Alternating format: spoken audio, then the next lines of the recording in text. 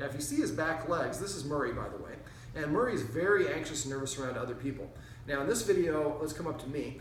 I'm going to go over some tips and tricks you can use if you have a very anxious and nervous dog like Murray to help him warm up to other people. The guardian was pretty impressed when it came in. Murray hasn't tried to bite me or lunged at me or snapped at me, which are things he normally does. Sit. You don't feel comfortable sitting at this distance? Nope. So that's okay. He doesn't get a treat for that. Now, the fact that he's leaning far over, you can shoot his back legs again, and I will show that one more time. So if you have a dog that's doing this with his back legs, and you see that little jump and twitch, he has cortisol in his blood, which is the stress hormone. It's the same thing that we get if we're about to get mugged or get in a fight or something like that. Our body's preparing ourselves for fight or flight. Oh. Sit. That's passive training. That's something different we'll talk about a little bit later on. But basically, Murray is very nervous, and I think he doesn't have any rules. He's under-exercised, and he kind of tells his guardian when to pet him. Now, most of the time, he's chill like this, but when people come around, he doesn't know how to behave. Probably doesn't have a lot of practice being social around. But he's also very nervous and anxious. Now, the fact that he's laying down tells me he's nice and relaxed. If a dog sits, it's a way of saying I'm comfortable enough to put myself in a slight disadvantage, because if I sit and you try to grab me, I have to go through 3 movements before I can start moving away. Get my left back foot up, right back foot up, and start moving forward. So if a dog sits, it can be a way of saying I'm comfortable enough to put myself at a disadvantage around you. And if a dog lays down, it's a way of saying I'm very comfortable, and which I think he's going to do here in a sec. But only if he does it on his own. If I tell him to do it, it doesn't signify anything. So he's going back into a down position right now, and he's sniffing the ground looking for treats. But again, he's nice and relaxed. Now the twitchiness, again, is related to the cortisol. And just like us, if we're in line at a haunted house, some guy can come up behind us and like fart, and we like freak out because our cortisol is ready, we're on edge. So basically, the guardian takes Murray to visit his parents. And the parents are a little frustrated because mom feeds him food from the dinner table, which is a problem, and I'll explain that in a sec. But he'll take the food from her, but as soon as she stops giving him food, then he goes back to growling and nipping and things along those lines. So first of all, most human food, meat products or chicken, have onion and garlic in them, which are both toxic to dogs, and the worst way to get it is a little bit every day. The other thing is for dogs, if Murray and I are buddies, I'm a dog, and I wanted to snatch something from him, a toy, I can just snatch it from him. If we're not buddies and I want to take it, what I would do is I would invade his personal space, wait for him to feel intimidated, drop the item and walk away, and then I would take the item. So when we're eating food, it is extraordinarily rude in the dog world for a dog to be within 7 feet of anyone who's eating food. Another dog, that would be a challenge for the food. If it's human, even if they're not begging, that's still inappropriate. It's a challenge. So if your mom invites him to come up and gives him some food off the table, you're training him to violate a moral code that he has himself. And he's already upside down with a lot of situations. So we need to provide him some stability and structure. And I promise you, if your mom was eating a plate of poop, he would be just as interested in the poop as whatever else it is that she's feeding him. Also, like I said, a lot of it, what we eat is poisonous. Avocado is also another very misunderstood thing that people don't realize. Dogs are grapes and raisins and so on. All right, so basically one of the things his dad was frustrated about is the dog wouldn't, only recently came and took a treat out of his hand. Now, most of us think, I'm gonna pet the dog and show the dog I'm a good person. Well, anything a dog is doing when you pet it is what you're amplifying and reinforcing, especially including unbalanced states of mind like nervous, anxious, stressed, angry, aggressive, and excited. So if I have a dog that's nervous and I pet it, I'm gonna make it more nervous. But if Murray isn't comfortable with that person, he doesn't want that person to pet them. And we all think, well, because my act is a good act, it's okay to do it. Well, if I meet a girl on the street and she's got a sore shoulder, I don't just go up and start rubbing her shoulder if I don't know her. That would be inappropriate for me to do that. Now, if I ask her, hey, I have some experience in massage, I notice you're rolling your arm out, would you like? And she says yes, that's different. I'm asking her. And she's giving me a yes or no. So I'm showing respect for her. And she's making the decision, not me. When it comes to dogs, a lot of us think, well, I'm just gonna pet you and show you I'm a good person. The dog's like, I already think you're creepy. You touching me, if I think you're creepy, is gonna make me think you're more creepy. So when it comes to dogs, we really want to play, especially nervous and anxious dogs, we want to play a little bit of hard to get. In my experience, there aren't a lot of real aggressive dogs. There are dogs that act out as almost a coping or defense mechanism to make you go away so they don't realize how insecure they are. So for Dad, one of the things Dad likes to do is hold out a treat. Well, what we would do, and I'm going to talk about how I came in so successfully so the guardian can recreate this. But what I would have Dad do is be sitting down somewhere. Make sure the dog is not anxious. So don't do it when there's a weed eater going on or a siren or something that's going to cause the dog to be on edge. When the dog's nice and calm, pull out a high-value training treat like the ones I use, which are chicken liver. The smell of the treat is more important to the dog than any other thing. So if Murray is 30 feet away from me and I'm the dad, what I would do is take that treat out and throw it 15 feet away. So it's halfway between us. Now if Murray comes and takes it and he was holding his paw out like a base runner trying to steal base in baseball, like we at the beginning of this video, he's leaning far over. He's not comfortable and he's signifying through his body language he's not comfortable. So when he takes the treat, we shouldn't say anything. We didn't encourage him, just throw the treat, leave it there, and let Murray come and take it on his own accord. Once he walks away, we take another treat out, throw it in the same place. And we keep doing that until Murray no longer has that lean towards the treat and his body language looks relaxed. We're earning his trust through our actions. I'm not trying to pet you. I'm not trying to trick you. I'm not enticing you. I'm letting you do it on your own speed. Now, once Murray comes up and takes that treat without any hesitation, no lean, and his body looks nice and relaxed, then Dad would start throwing the treat maybe 14 feet away, then 13, 12, 11, eventually getting to the point where Murray is coming right up to him and taking the treat and then walking away. And we're not trying to pet him or do any of those things. We're just letting him feel empowered to move away as much as he wants. And what you should notice is he starts lingering around Dad instead of taking it and go away. And that's what he'll do at first. But after a while, he'll kind of take it and hang out. Now, once he's able to come without any hesitation to where Dad is, then what I would do is actually on my foot, I would put the treat like that on the tip of my shoe. Now the dog has to lick it off with my shoe. When it does that, it's going to smell a little bit of us on our shoe. Scent introduction, which is really important. And I would keep doing that until he comes over and takes it without any hesitation. Only at that point would I try to get the dog to take it off my hand. Now for dogs, front-facing is confrontational. Sideways is approachable. If I'm a dog and the camera is a dog and I wanted to approach you in a polite way, I would take a rounded approach. If I walk straight up to you, that's very aggressive in the dog world. Well, that's how we meet. We walk straight up to somebody, we look them in the eye, and we shake their hands. Well, direct eye contact for a lot of dogs is a challenge, and a straight approach is very rude and confrontational. So we already started off our engagement with the dog in a way that makes the dog feel probably not the most confident, and we have a dog that's insecure to boot. So this is a really bad combination of things. So if we let the dog come to us, the dog is doing the engagement, and the dog can move away at its own speed. So once the dog starts coming to Dad, and Dad wants to give him the treat, Dad should hold the treat out to the side like this, with the palm up, and lower it so the dog can just come and lick it off his hand, and then walk away. Now the way I do it, and I'm going to show you with Murray here, so you'll pan down. Murray. Oh, we had light come on right there. Now he took the treat, and I left my hand here. And see what Murray did? He just came back a second time for another sniff, which is very common because I didn't move my hand away. And a lot of us, we just do that. We miss that second opportunity for him to sniff us a little bit. So Dad should hold off to the side.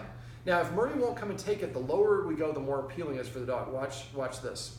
Murray.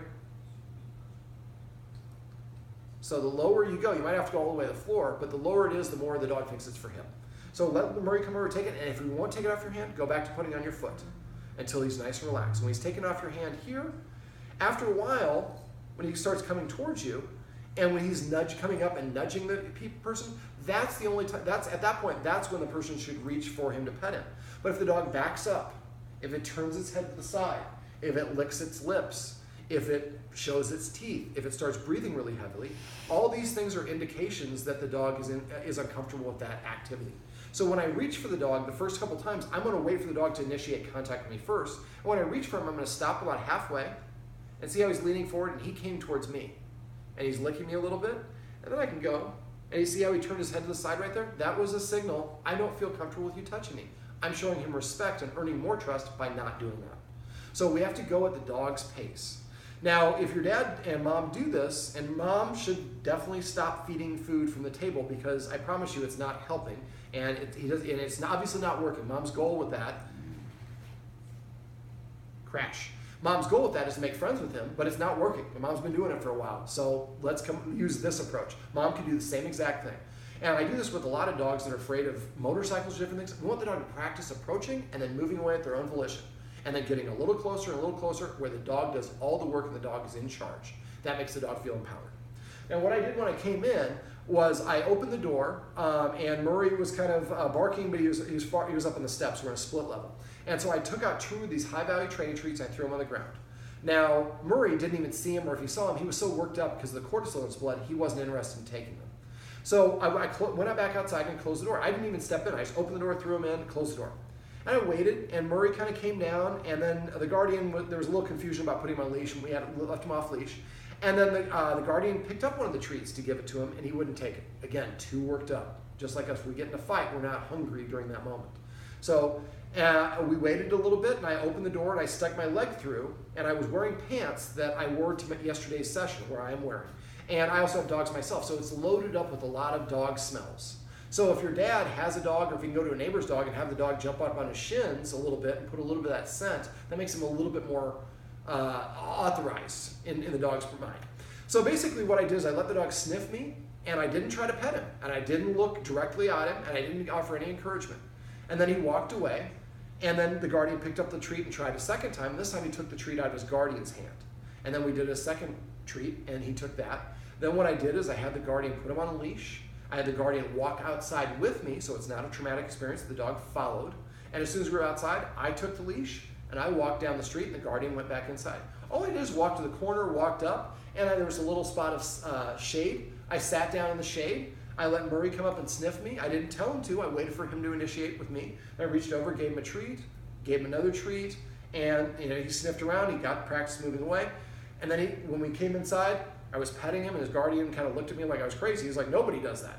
Well, I do this for a living, but I set him up for success, and I respected him by not trying to lay my hands on him or touch him.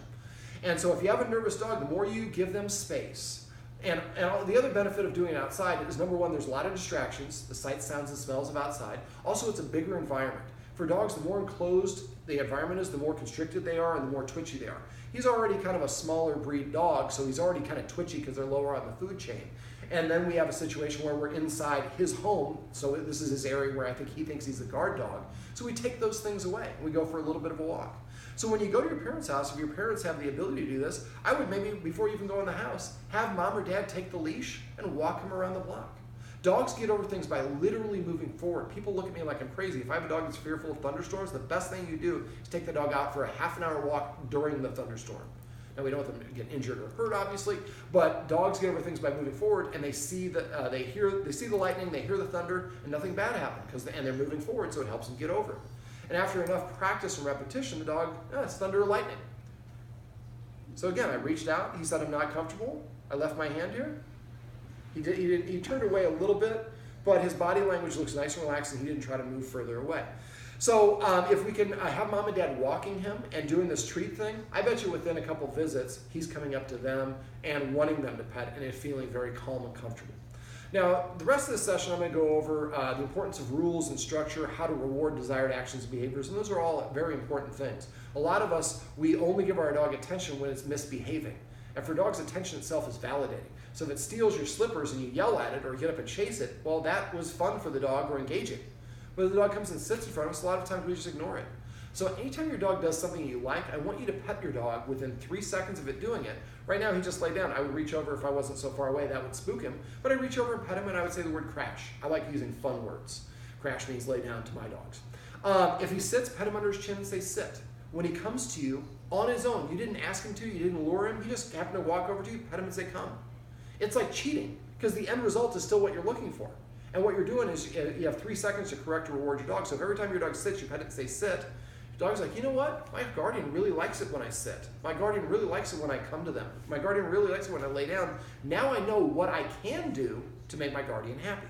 Most dogs have no clue, and so they decide to be the security dog. And if you have an insecure dog that thinks it's a security dog, that's a horrible combination. And then we do a lot of things like petting the dog when it's nervous, which makes it more nervous. So if we can take, and what I'd like the guardian to do is I'd like the guardian to recreate the situation I just described of me coming over with friends. Now the friend needs to be confident around the dog. If the person is insecure, there's one friend who comes over who is a little bit nervous about the dog. The dog's like, oh, you're nervous? I'm going to act really aggressive because you're acting nervous. You're playing that part, so you're saying that I have to play this part. So when we have people come over, we have to be very confident. If they're worried about being an ankle biter, just have them wear cowboy boots or something like that so that they have some protection. And again, we take them for a walk. Murray likes walks. So now when people come over, they don't come in right away. They offer me a tribute of these tasty treats. And then we go outside and they take me around a walk on the block, or a walk around the block. I'm outside, and then we sit down in the shade somewhere. They give me a couple more treats.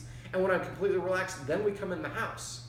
So all these things combine to help create a positive association for Murray. After a while, Murray, I like it when people come over to the house because it means good things are happening to me. And the people are showing me respect by not laying their hands on me, letting me come to them.